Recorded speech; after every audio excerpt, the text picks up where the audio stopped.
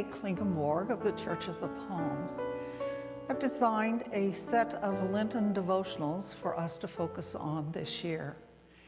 And the title of the series of this Lenten devotional is taken from the book 7 Sacred Pauses by Macrina Whitaker, written in 2008. Essays are originally written by me. Throughout ancient history, there have been rituals pausing to pray, and it's been the norm of daily practice. Among the most known religious communities, Jewish, Islam, Catholic, and with some Protestant denominations, they've continued this focused practice of pausing and doing it anywhere from 3 to 7 times a day with the intention of focus on the holy and creation. My religious exposure to practice of Lent has been to focus on Ash Wednesdays, beginning with that day, and weekly thereafter, taking the time to pause in contemplative thought and prayer, and often using a publication for this liturgical season. I've taken the idea of 7 sacred pauses from Macrina and this book to create devotions for us to contemplate each Wednesday every week, doing a new week, by focusing on a different time of the day during that whole week. Change up energizes one's concentration, and in spiritual practices can bring new insights. We are a different people expressing ourselves differently throughout the day. This Lenten season, join me in practicing a devotional pause at the same time each day for a week. And the next week will be a different time of the day with a devotion and a scripture and a focus for that particular week. We will begin with Lenten week 1, February 14 through 20, and we're focusing on the night watch.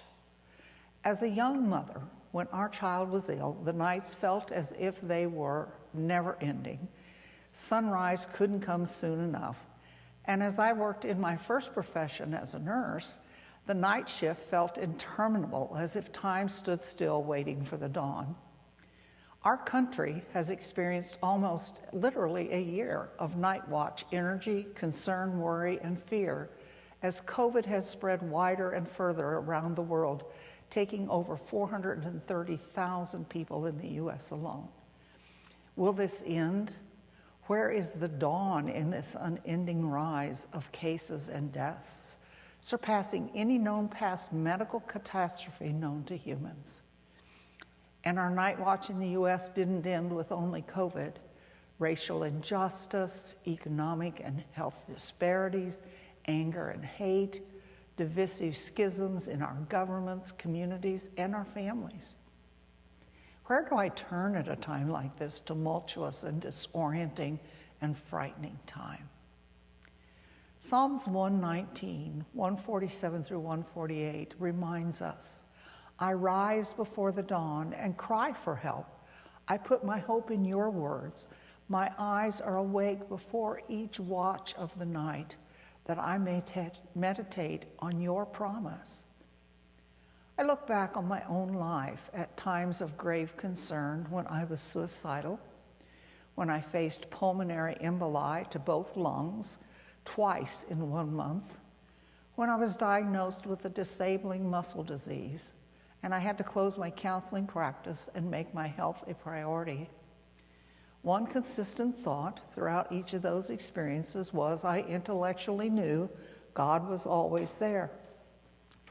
Instilled in me from the cradle roll through my religious heritage, I believed that to be a profound grounding truth. With the first 2 major crises, I intellectually knew I should be able to lean on that truth.